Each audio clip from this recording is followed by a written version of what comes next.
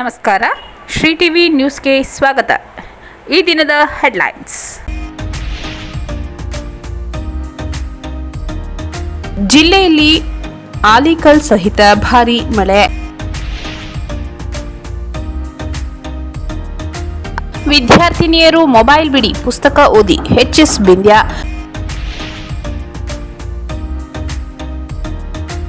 ಜಿಲ್ಲೆಯಲ್ಲಿ ಸ್ಥಗಿತಗೊಂಡಿರುವ ರೈಲ್ವೆ ಯೋಜನೆಗಳಿಗೆ ಚಾಲನೆ ನೀಡಲು ಲೋಕಸಭೆಯಲ್ಲಿ ಗಮನ ಸೆಳೆದ ಲೋಕಸಭಾ ಸದಸ್ಯರಾದ ಸುನಿಲ್ ಬೋಸ್.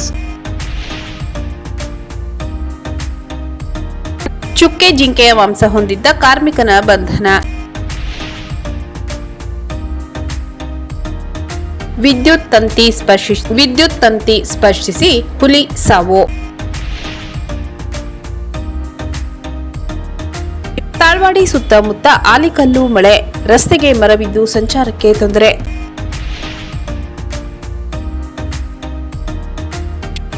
ಶುಶ್ರೂಷಕ ವಿದ್ಯಾರ್ಥಿಗಳ ಸಾಧನೆಗೆ ಮೆಚ್ಚುಗೆ.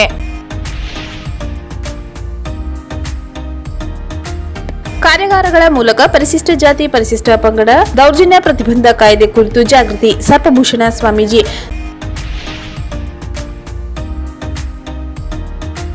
ಅಜಿತ್ ಸೇಠ್ ಬ್ಲಾಕ್ ಕಾಂಗ್ರೆಸ್ ಅಧ್ಯಕ್ಷ ಸೈಯದ್ ಇಕ್ಬಾಲ್ ರವರಿಂದ ಬಡ ಜನರಿಗೆ ರಂಜಾನ್ ಕಿಟ್ ವಿತರಣೆ. ಜಿಲ್ಲೆಯಲ್ಲಿ ಆಲಿಕಲ್ ಸಹಿತ ಭಾರೀ ಮಳೆ. ಚಾಮರಾಜನಗರ ತಾಲೂಕಿನ ಹಲವೆಡೆ ಭಾರೀ ಆಲಿಕಲ್ ಸಹಿತ ಮಳೆಯಾಗಿದೆ. ತಾಲೂಕಿನ ಹರವೆ ಹೋಬಳಿ ಮತ್ತು ಉಡಿಗಾಲ, ವೀರನ್ಪುರ, ಬಡಗಲ್ಪುರ, ನಂಜಿದೇವನಪುರ, ಹರಪೆ ಮತ್ತು ಸಂತೆಮರಳಿ ವ್ಯಾಪ್ತಿಯ ಮಂಗಲ, ಭೋಗಾಪುರ, ಮಾದಾಪುರ, ಹೆಗ್ವಾಡಿಪುರ, ಕುದೇರು, ಸಂತೆಮರಹಳ್ಳಿ ಸುತ್ತಮುತ್ತ ಹಾಗೂ ಚಾಮರಾಜನಗರ ಟೌನ್ನಲ್ಲಿ ಆಲಿಕಲ್ ಸಹಿತ ಭಾರೀ ಮಳೆಯಾಗಿದ್ದು ಕಂಡುಬಂದಿದೆ. ಆಲಿಕಲ್ ಮಳೆ ನೋಡಿ ಸಾರ್ವಜನಿಕರು, ರೈತರು, ಮಹಿಳೆಯರು, ಮಕ್ಕಳು ಸಂತೋಷ ಪಡುತ್ತಿದ್ದಾರೆ.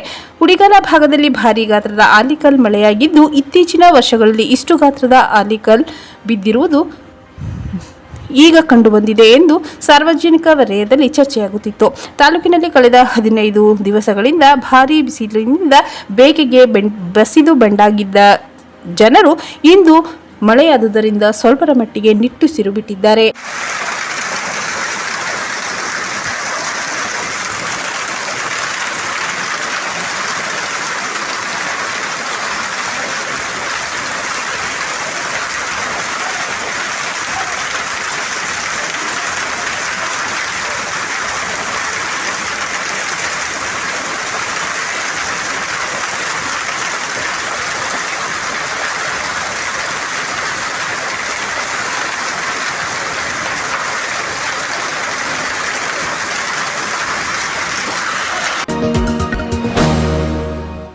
ವಿದ್ಯಾರ್ಥಿನಿಯರು ಮೊಬೈಲ್ ಬಿಡಿ, ಪುಸ್ತಕ ಓದಿ. ಎಚ್.ಎಸ್. ಬಿಂದ್ಯಾ. ಪರೀಕ್ಷೆಯಲ್ಲಿ ಉತ್ತಮ ಅಂಕ ಗಳಿಸಲು ವಿದ್ಯಾರ್ಥಿನಿಯರು ಮೊಬೈಲ್ ಅನ್ನು ಬಿಟ್ಟು ಪುಸ್ತಕ ಹಿಡಿಯಬೇಕು. ಆಗ ಹೆಚ್ಚು ಅಂಕ ಗಳಿಸಲು ಸಾಧ್ಯವಾಗುತ್ತದೆ ಎಂದು ಚಾಮರಾಜನಗರ ಜಿಲ್ಲಾ ಪರಿಶಿಷ್ಟ ವರ್ಗಗಳ ಕಲ್ಯಾಣಾಧಿಕಾರಿ ಎಚ್.ಎಸ್. ಬಿಂದ್ಯಾ ಕರೆ ನೀಡಿದರು. ನಗರದ ಜೋಡಿ ರಸ್ತೆಯಲ್ಲಿರುವ ಜೆಎಸ್ಎಸ್ ಮಹಿಳಾ ಕಾಲೇಜು ಏರ್ಪಡಿಸಿದ್ದ ಅಂತಾರಾಷ್ಟ್ರೀಯ ಮಹಿಳಾ ದಿನಾಚರಣಾ ಕಾರ್ಯಕ್ರಮಕ್ಕೆ ಚಾಲನೆ ನೀಡಿ ಮಾತನಾಡಿದ ಅವರು, ಭಾರತ ದೇಶದಲ್ಲಿ ಮಹಿಳೆಯರು ಪುರುಷರಿಗೆ ಸರಿಸಮವಾಗಿ ಕೆಲಸ ಮಾಡುತ್ತಿದ್ದಾರೆ ಎಂದು ಮೆಚ್ಚುಗೆ ವ್ಯಕ್ತಪಡಿಸಿದರು. ಕೇಂದ್ರ ಸರ್ಕಾರ, ರಾಜ್ಯ ಸರ್ಕಾರ ವಿದ್ಯಾಭ್ಯಾಸಕ್ಕಾಗಿ ಹಲವು ಜನಪರ ಯೋಜನೆಗಳನ್ನು ಜಾರಿಗೆ ಮಾಡಿದೆ.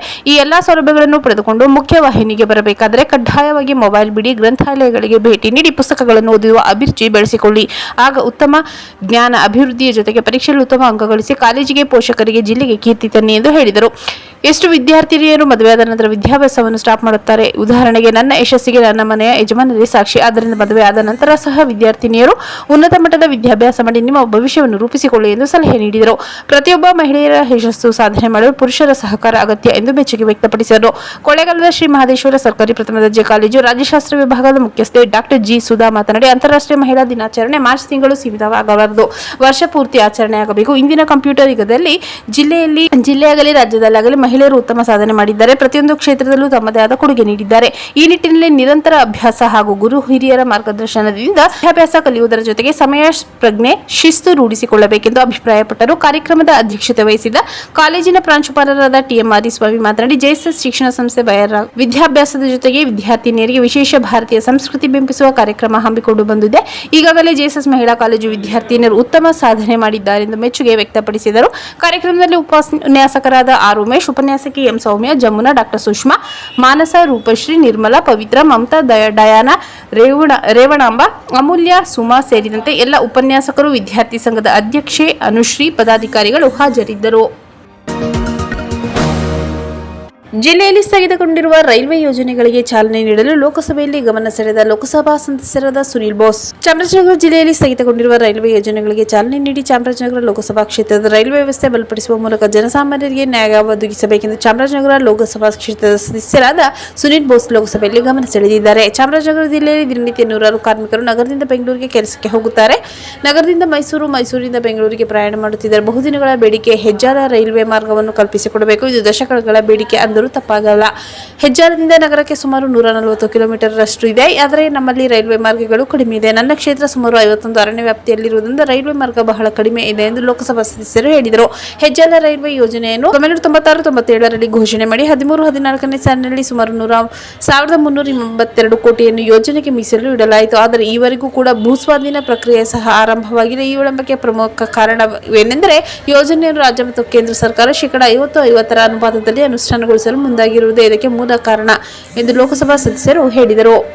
ರೈಲ್ವೆ ಇಲಾಖೆ ಸಂಪೂರ್ಣವಾಗಿ ಕೇಂದ್ರದ ಪಟ್ಟಿಯಲ್ಲಿದೆ. ಈ ಯೋಜನೆಯಿಂದ ಬರುವ ಲಾಭಾಂಶ ಕೇಂದ್ರ ಸರ್ಕಾರಕ್ಕೆ ಸಲ್ಲುತ್ತದೆ. ಚಾಮರಾಜನಗರ ಜಿಲ್ಲೆಯಲ್ಲಿ ಶೇಕಡಾ 50ಕ್ಕೂ ಹೆಚ್ಚು ಅರಣ್ಯ ಪ್ರದೇಶ ಹೊಂದಿದ್ದು, ಇಂತಹ ಪರಿಸರ ಸೂಕ್ಷ್ಮ ಹಾಗೂ ಹಿಂದುಳಿದ ಜಿಲ್ಲೆಯ ಸಮಗ್ರ ಅಭಿವೃದ್ಧಿ ದೃಷ್ಟಿಯಿಂದ ಕೇಂದ್ರ ಸರ್ಕಾರವೇ ಶೇಕಡಾ 100ರಷ್ಟು ಅನುದಾನವನ್ನು ಭರಿಸಿ ಈ ಯೋಜನೆಯ ಆದ್ಯತೆ ಮೇಲೆ ಪೂರ್ಣಗೊಳಿಸಬೇಕೆಂದು ಸಂಸದ ಸುನಿಲ್ ಬೋಸ್ ಆಗ್ರಹಿಸಿದರು. ರೈಲು ಸಂಚಾರದ ವೇಳೆ ಮೈಸೂರು ಚಾಮರಾಜನಗರ ರೈಲು ಮಾರ್ಗದಲ್ಲಿ ಬರುವ ಎಲ್ಪಿ ಗೇಟ್ಗಳಲ್ಲಿ ಸುಮಾರು ಅರ್ಧ ಗಂಟೆಗೂ ಹೆಚ್ಚು ಕಾಲ ಗೇಟ್ ಮುಚ್ಚಿದ್ದು, ಹೀಗಾಗಿ ತುರ್ತು ಸಂದರ್ಭದಲ್ಲಿ ಆಂಬ್ಯುಲೆನ್ಸ್ ಸಂಚಾರಕ್ಕೆ ತೀವ್ರ ಅಡಚಣೆಯಾಗಿ ಪ್ರಾಣಕ್ಕೆ ತೊಂದರೆ ಸಂಭವಿಸುತ್ತಿರುವ ಘಟನೆಗಳು ಸಹ ವರದಿಯಾಗಿದೆ. ಸಾರ್ವಜನಿಕರ ಹಿತದೃಷ್ಟಿಯಿಂದ ಪಣ್ಯದ ಹುಂಡಿ ಎಲ್ಸಿ ಗೇಟ್ 47, ಚಿನ್ನದ ಗುಡಿ ಹುಂಡಿ ಎಲ್ಸಿ ಗೇಟ್ 27 ಮತ್ತು ನಂಜನಗೂಡು ಪಟ್ಟಣದ ಎಲ್ಸಿ 20 ಗೇಟ್ ರೈಲ್ವೆ ಮೇಲ್ಸೇತುವೆ ಮಂಜೂರು ಮಾಡಲಾಗಿದೆ. ಇದಕ್ಕಾಗಿ ಡಿಪಿಆರ್ ಸಿದ್ಧವಾಗಿ ಅನುದಾನ ಮಂಜೂರಾಗಿ ವರ್ಷಗಳು ಕಳೆದಿದ್ದರೂ ಕೂಡ ಕಾಮಗಾರಿ ಮಾತ್ರ ಆರಂಭವಾಗಿಲ್ಲ. ಕೇಂದ್ರ ರಾಜ್ಯ ಸಚಿವರು ಮತ್ತು ನಾವು ಖುದ್ದು ಸ್ಥಳಕ್ಕೆ ಭೇಟಿ ನೀಡಿ ಪರಿಶೀಲಿಸಿ ಅಧಿಕಾರಿಗಳ ಜೊತೆ ಹಲವು ಬಾರಿ ಚರ್ಚೆ ಮಾಡಲಾಗಿದ್ದರೂ ಕೂಡ ಯಾವುದೇ ಕಾಮಗಾರಿ ಇನ್ನೂ ಆರಂಭವಾಗಿಲ್ಲ. ಅದಕ್ಕಾಗಿ ಪ್ರಧಾನಮಂತ್ರಿ ಹಾಗೂ ರೈಲ್ವೆ ಸಚಿವರನ್ನು ಒತ್ತಾಯಿಸುತ್ತೇನೆ. ಕೂಡಲೇ ಸ್ಥಗಿತಗೊಂಡಿರುವ ರೈಲ್ವೆ ಯೋಜನೆಗಳಿಗೆ ಚಾಲನೆ ನೀಡಿ ನನ್ನ ಕ್ಷೇತ್ರದ ರೈಲ್ವೆ ವ್ಯವಸ್ಥೆಯನ್ನು ಬಲಪಡಿಸುವ ಮೂಲಕ ಜನಸಾಮಾನ್ಯರಿಗೆ ನ್ಯಾಯ ಒದಗಿಸಬೇಕು ಎಂದು ಸರ್ಕಾರಕ್ಕೆ ಮನವಿ ಮಾಡುವುದಾಗಿ ಲೋಕಸಭಾ ಸದಸ್ಯರಾದ ಸುನಿಲ್ ಬೋಸ್ ಅವರು ಲೋಕಸಭೆಯಲ್ಲಿ ಗಮನ ಸೆಳೆದಿದ್ದಾರೆ. ಚುಕ್ಕೆ ಜಿಂಕೆಯ ಮಾಂಸ ಹೊಂದಿದ್ದ ಕಾರ್ಮಿಕನ ಬಂಧನ. ಸತ್ಯಮಂಗಲಂ ಹುಲಿ ಅಭಯಾರಣ್ಯ ವ್ಯಾಪ್ತಿಯ ಕೆರ್ಮಲಂ ಪ್ರದೇಶದಲ್ಲಿ ಚುಕ್ಕೆ ಜಿಂಕೆ ಮಾಂಸವನ್ನು ಕತ್ತರಿಸುತ್ತಿದ್ದ ಕಾರ್ಮಿಕನನ್ನು ಅರಣ್ಯ ಇಲಾಖೆ ಸಿಬ್ಬಂದಿ ಬಂಧಿಸಿದ್ದಾರೆ.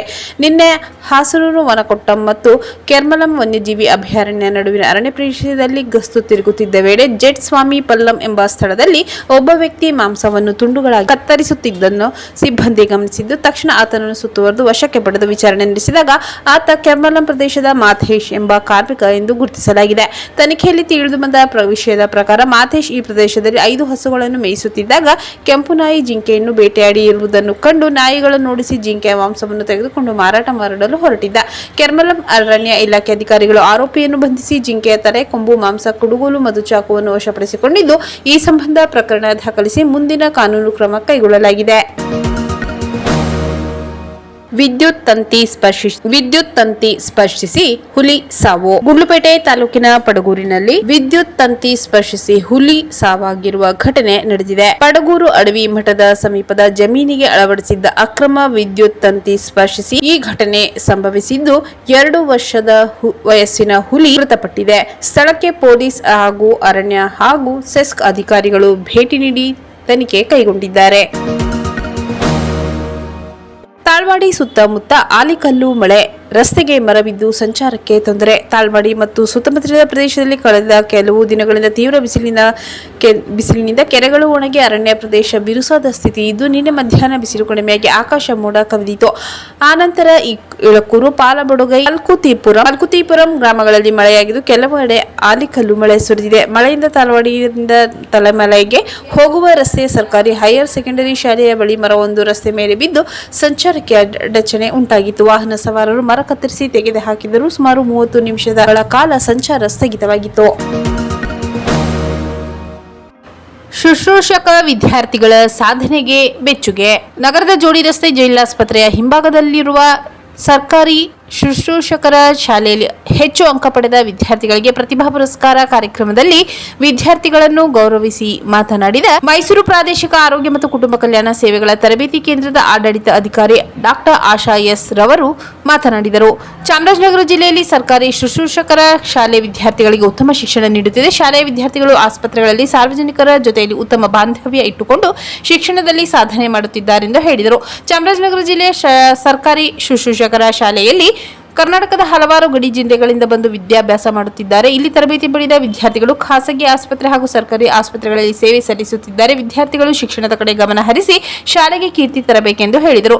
ವಿದ್ಯಾರ್ಥಿಗಳ ವಿದ್ಯಾಭ್ಯಾಸಕ್ಕೆ ದಾನಿಗಳು ಇಚ್ಛಿಸಿದಲ್ಲಿ ವಿದ್ಯಾರ್ಥಿಗಳ ಪುಸ್ತಕದ ರೂಪದಲ್ಲಿ ದಾನ ಮಾಡಿದರೆ ಇದನ್ನು ಹೆಚ್ಚಿನ ಮಟ್ಟದಲ್ಲಿ ಶಿಕ್ಷಣ ಪಡೆಯಲು ಅನುಕೂಲವಾಗುತ್ತದೆ ಎಂದರು. ಕಾರ್ಯಕ್ರಮದಲ್ಲಿ 3ನೇ ವರ್ಷದ ವಿದ್ಯಾರ್ಥಿನಿ ಪ್ರೇಮ 81% ಹಾಗೂ 2ನೇ ವರ್ಷದ ವಿದ್ಯಾರ್ಥಿಗಳಾದ ವೈ ಮಾನಸ 80%, ಕೀರ್ತನ 80% ಅಂಕ ಪಡೆದ ಇವರನ್ನು ತರಬೇತಿ ಕೇಂದ್ರದ ಆಡಳಿತಾಧಿಕಾರಿ ಡಾಕ್ಟರ್ ಆಶಾ ಎಸ್ ರವರು ಗೌರವಿಸಿ ಸನ್ಮಾನಿಸಿದರು. ಸರ್ಕಾರಿ ಶುಶ್ರೂಷಕರ ಶಾಲೆಯಲ್ಲಿ 35 ವಿದ್ಯಾರ್ಥಿಗಳು ಪ್ರಥಮ ದರ್ಜೆಯಲ್ಲಿ ಹಾಗೂ 21 ವಿದ್ಯಾರ್ಥಿಗಳು ದ್ವಿತೀಯ ದರ್ಜೆಯಲ್ಲಿ ತೇರ್ಗಡೆಯಾಗಿದ್ದಾರೆಂದು ಜಿಎನ್ಎಂ ಶಾಲೆಯ ಪ್ರಾಂಶುಪಾಲರಾದ ಕೆ ಕಮಲ ತಿಳಿಸಿದರು.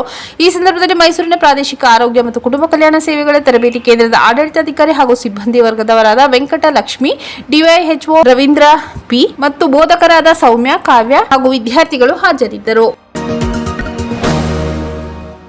ಕಾರ್ಯಾಗಾರಗಳ ಮೂಲಕ ಪರಿಶಿಷ್ಟ ಜಾತಿ ಪರಿಶಿಷ್ಟ ಪಂಗಡ ದೌರ್ಜನ್ಯ ಪ್ರತಿಬಂಧ ಕಾಯ್ದೆ ಕುರಿತು ಜಾಗೃತಿ. ಸರ್ಪಭೂಷಣ ಸ್ವಾಮೀಜಿ ಚಾಮರಾಜನಗರ ತಾಲೂಕಿನ ಹರವೆ ಗ್ರಾಮದ ಮೊರಾರ್ಜಿ ದೇಸಾಯಿ ವಸತಿ ಶಾಲೆ ಆವರಣದಲ್ಲಿ ಪರಿಶಿಷ್ಟ ಜಾತಿ ಪರಿಶಿಷ್ಟ ಪಂಗಡಗಳ ಅಧಿನಿಯಮ 1989 ತಿದ್ದುಪಡಿ ಅಧಿನಿಯಮ ಹಾಗೂ ನಾಗರಿಕ ಹಕ್ಕು ಸಂರಕ್ಷಣಾ ಅಧಿನಿಯಮ ಕುರಿತ ಹೋಬಳಿ ಮಟ್ಟದ ವಿಚಾರ ಸಂಕಿರಣ ಮತ್ತು ಕಾರ್ಯಾಗಾರ ಉದ್ಘಾಟಿಸಿ ಮಾತನಾಡಿದ ಹರವೆ ವಿರಕ್ತ ಮಠದ ಪೀಠಾಧ್ಯಕ್ಷರಾದ ಸರ್ಪಭೂಷಣ ಸ್ವಾಮೀಜಿಯವರು ಕಾಯ್ದೆ ಬಗ್ಗೆ ತಿಳಿದುಕೊಂಡರೆ ಯಾವುದೇ ತಪ್ಪಿಸುವ ಮುನ್ನ ಯಾವ ತೊಂದರೆ ಉಂಟಾಗಲಿದೆ ಎಂಬುದು ಅರಿವಾಗಲಿದೆ. ಹೀಗಾಗಿ ಕಾನೂನು ಬಗ್ಗೆ ಪ್ರತಿಯೊಬ್ಬರು ಮನವರಿಕೆ ಮಾಡಿಕೊಡುವುದು ಅಗತ್ಯ. ಈ ನಿಟ್ಟಿನಲ್ಲಿ ಕಾರ್ಯಾಗಾರವನ್ನು ಹಮ್ಮಿಕೊಂಡಿದ್ದು ಜಾಗೃತಿ ಮೂಡಿಸಲಾಗುತ್ತಿದೆ. ಇದರಿಂದ ಗ್ರಾಮೀಣ ಭಾಗದ ಜನರಿಗೆ ದೌರ್ಜನ್ಯ ಪ್ರತಿಬಂಧಕ ಕಾಯ್ದೆಗಳ ಬಗ್ಗೆ ಅರಿವು ಉಂಟಾಗಲಿದೆ ಎಂದರು.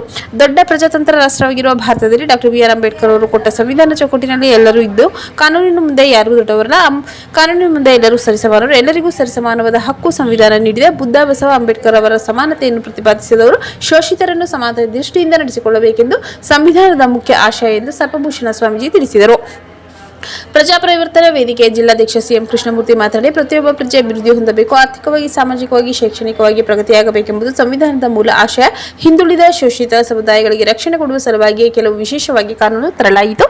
ದೇಶದ ಹಿತದ ದೃಷ್ಟಿಯಿಂದ ಬಾಬಾ ಸಾಹೇಬ್ ಅಂಬೇಡ್ಕರ್ ಸಂವಿಧಾನವನ್ನು ಜಾರಿ ಮಾಡಿದರು ಎಂದರು. ವಿಚಾರ ಮಂಡನೆ ಮಾಡಿದ ಪ್ರಗತಿಪರ ಚಿಂತಕರಾದ ಅರಕಲೋಡಿ ನಾಗೇಂದ್ರ ಮಾತನಾಡಿ, ಗ್ರಾಮ ಪಂಚಾಯತ್ ಸದಸ್ಯರಿಂದ ಹಿಡಿದು ಎಲ್ಲ ಹಂತದ ಪ್ರತಿನಿಧಿಗಳು ಸೇರಿ ಕಾನೂನು ರಕ್ಷಣೆ ಮಾಡಿದರೆ ಮಾತ್ರ ಕಾನೂನು ಉಳಿಯುತ್ತದೆ. ದೌರ್ಜನ್ಯಕ್ಕೆ ಒಳಗಾದವರನ್ನು ಮೇಲೆತ್ತಲು ಶಿಕ್ಷಣ, ಆರೋಗ್ಯದಂತಹ ಸೌಲಭ್ಯಗಳು ಸಮರ್ಪಕವಾಗಿ ಸಿಗಬೇಕು ಎಂದರು.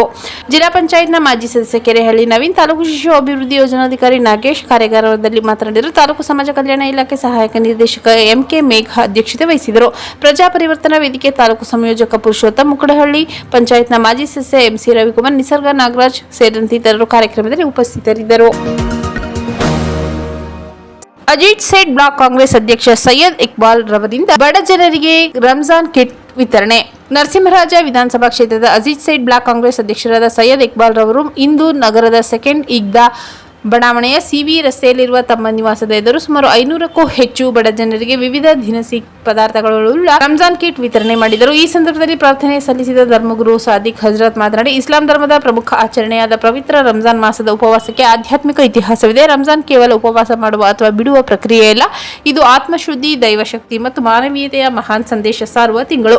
ಉಪವಾಸದ ಸಮಯದಲ್ಲಿ ಕೇವಲ ಅನ್ನ ನೀರು ತ್ಯಜಿಸುವುದು ಮಾತ್ರವಲ್ಲ, ಬದಲಾಗಿ ಕೆಟ್ಟ ಆಲೋಚನೆ, ಸುಳ್ಳು ಹೇಳುವುದು, ಜಗಳವಾಡುವುದು, ಇತರ ಬಗ್ಗೆ ಚಾಡಿ ಹೇಳುವುದು ಮತ್ತು ಯಾವುದೇ ರೀತಿ ಪಾಪ ಕೃತ್ಯಗಳಿಂದ ದೂರವಿರಬೇಕೆಂಬ ಕಟ್ಟುನಿಟ್ಟಿನ ನಿಯಮವಿದ್ದು, ಕಣ್ಣು, ಕಿವಿ, ನಾಲಿಗೆ ಮತ್ತು ಮನಸ್ಸಿನ ಮೇಲೆ ನಿಯಂತ್ರಣವೇ ನಿಜವಾದ ಉಪವಾಸ. ಇದು ಮನುಷ್ಯರಿಗೆ 1 ತಿಂಗಳ ಕಾಲ ಕಠಿಣ ಶಿಸ್ತಿನ ತರಬೇತಿ ನೀಡುತ್ತದೆ. ಮನುಷ್ಯನ ಅಹಂಕಾರ ಅಳಿಸಿ ಅವನನ್ನು ದೇವರಿಗೆ ಹತ್ತಿರವಾಗಿಸುವ ಒಂದು ಅದ್ಭುತ ಆಧ್ಯಾತ್ಮಿಕ ಪಯಣ ಎಂದರು. ಈ ಕಠಿಣ ವ್ರತಾಚರಣೆ ಅಂತ್ಯದಲ್ಲಿ ಬರುವ ಈದ್ ಉಲ್ ಫಿತರ್ ಹಬ್ಬ ಈ ಆತ್ಮಶುದ್ಧಿ ವಿಜಯದ ಸಂಕೇತವಾಗಿ ಆಚರಿಸಲ್ಪಡುತ್ತದೆ. ಇಂತಹ ಪವಿತ್ರ ಮಾಸದಲ್ಲಿ ಸೈಯದ್ ಇಕ್ಬಾಲ್ ರವರು ಬಡವರಿಗೆ ರಂಜಾನ್ ಕಿಟ್ ವಿತರಣೆ ಮಾಡುವ ಮೂಲಕ ಅವರಲ್ಲಿ ಚೈತನ್ಯ ತುಂಬಿದ್ದಾರೆ. ಇಂತಹವರು ಇತರ ಇತರರಿಗೆ ಮಾದರಿಯಾಗಬೇಕೆಂದರು. ಈ ವೇಳೆ ಸೈಯದ್ ಇಕ್ಬಾಲ್ ಮಾತನಾಡಿ, ಮಾಜಿ ಸಚಿವರು, ಕೆಪಿಸಿಸಿ ಕಾರ್ಯಾಧ್ಯಕ್ಷರು ಹಾಗೂ ಎನ್ಆರ್ ಕ್ಷೇತ್ರದ ಶಾಸಕರಾದ ತನ್ವೀರ್ ಸೇಠ್ ರವರ ಮಾರ್ಗದರ್ಶನದಲ್ಲಿ ನಾನು ಹಲವು ವರ್ಷಗಳಿಂದ ಪವಿತ್ರ ರಂಜಾನ್ ತಿಂಗಳಲ್ಲಿ ನಮ್ಮ ಬಡವಾಡೆಯ ಬಡ ಜನರನ್ನು ಗುರುತಿಸಿ ರಂಜಾನ್ ಮಾಸದಲ್ಲಿ ನನ್ನ ಕೈಲಾದಷ್ಟು ಸಹಾಯ ಮಾಡುತ್ತಾ ಬಂದಿದ್ದೇನೆ. 50 ಆಹಾರ ಕಿಟ್ಗಳಿಂದ ಪ್ರಾರಂಭವಾದ ಸಹಾಯ ಇದೀಗ 500 ಕಿಟ್ ವರೆಗೂ ತಲುಪಿದೆ. ಮುಂದಿನ ವರ್ಷ ಇದಕ್ಕೂ ಹೆಚ್ಚಿನ ಸಹಾಯ ಮಾಡುವುದಾಗಿ ಹೇಳಿದರು. ಈ ಸಂದರ್ಭದಲ್ಲಿ ಕೆಪಿಸಿಸಿ ಸಂಯೋಜಕರಾದ ಶೌಕತ್ ಅಲಿ ಖಾನ್, ಮೌಲಾನಾ ಅಸ್ಲಂ ಹಜರತ್, ಅಜೀಜ್ ಸೇಠ್, ಬ್ಲಾಕ್ ಕಾಂಗ್ರೆಸ್ ಅಧ್ಯಕ್ಷ ಶಹೀನ್ ಪಾಷಾ ಅಹಮದ್, ಕಾಂಗ್ರೆಸ್ ಮುಖಂಡರಾದ ಅಫ್ರೋಜ್ ಖಾನ್ ಸೇರಿದಂತೆ ಇನ್ನು ಮುಂತಾದವರು ಉಪಸ್ಥಿತರಿದ್ದರು. ಮತ್ತೊಮ್ಮೆ ಮುಖ್ಯಾಂಶಗಳು. ಜಿಲ್ಲೆಯಲ್ಲಿ ಆಲಿಕಲ್ ಸಹಿತ ಭಾರೀ ಮಳೆ. ವಿದ್ಯಾರ್ಥಿನಿಯರು ಮೊಬೈಲ್ ಬಿಡಿ, ಪುಸ್ತಕ ಓದಿ. ಎಚ್.ಎಸ್. ಬಿಂದ್ಯಾ.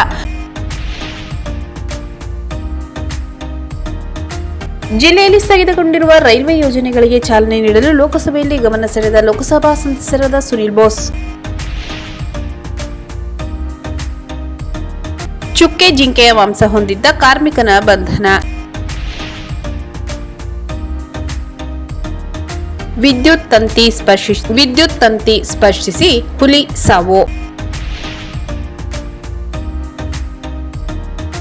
ತಾಳ್ವಾಡಿ ಸುತ್ತಮುತ್ತ ಆಲಿಕಲ್ಲು ಮಳೆ, ರಸ್ತೆಗೆ ಮರ ಬಿದ್ದು ಸಂಚಾರಕ್ಕೆ ತೊಂದರೆ.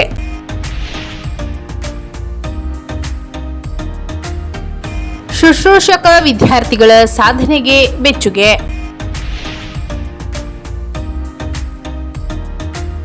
ಕಾರ್ಯಾಗಾರಗಳ ಮೂಲಕ ಪರಿಶಿಷ್ಟ ಜಾತಿ ಪರಿಶಿಷ್ಟ ಪಂಗಡ ದೌರ್ಜನ್ಯ ಪ್ರತಿಬಂಧ ಕಾಯ್ದೆ ಕುರಿತು ಜಾಗೃತಿ. ಸರ್ಪಭೂಷಣ ಸ್ವಾಮೀಜಿ.